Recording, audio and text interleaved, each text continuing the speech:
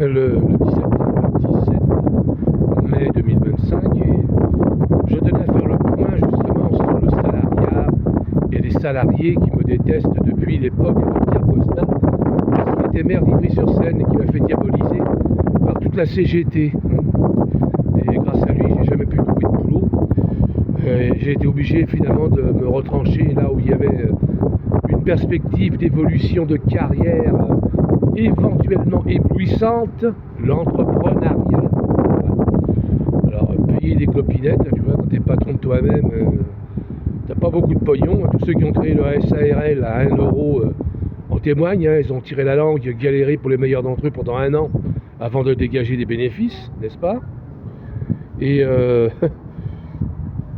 je dois dire que les salariés qui sont des peigne-cul de première, je parle des employés de bureau très peu qualifiés, qui passent leur temps à rigoler, à s'amuser comme des tapettes, pléonasme, et les gonzesses comme des poufiasses. J'ai jamais pu saquer les salariés à cause de ça, à cause du fait qu'ils sont totalement immatures. Et là, je suis au pied des tours du haut dans le 13e arrondissement. Et question abruti, c'est pas ce qui doit manquer certainement. Il ne doit pas y avoir d'individus super, quoique je peux me tromper. Ça se trouve qu'il y a des cadres bancaires qui ont quand même un bon profil, meilleur profil que celui de Macron, qui est d'ailleurs complètement mauvais. Bon, écoutez, on surnomme, je fais une petite parenthèse sur Macron, on surnomme partout le Mozart de la finance. Ouais, sacré peigne-cul au passage, parce que Macron, s'il avait dirigé une entreprise, s'il était vraiment banquier, croyez-moi, la France aurait été bien mieux gérée qu'en ce moment. En ce moment, la France, elle est complètement coulée, il ne sait pas compter, il fait le con, on le traite de tous les noms, il répond même pas, il continue de se pavaner le pouce en l'air comme si rien n'était. Franchement, on est gouverné vraiment par des malades mentaux. Et les malades mentaux, il y en a également dans les entreprises, les salariés qui sont programmés pour exécuter et non pas pour penser, car en vérité, je vous le dis, si les salariés étaient faits pour penser, eh bien croyez-moi, les entreprises sont beaucoup plus florissantes qu'elles ne le sont.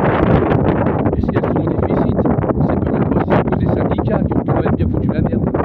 Il faut quand même reconnaître que ces gens-là, la CGT, c'est quand même de sacrés salopards, des enfoirés de première.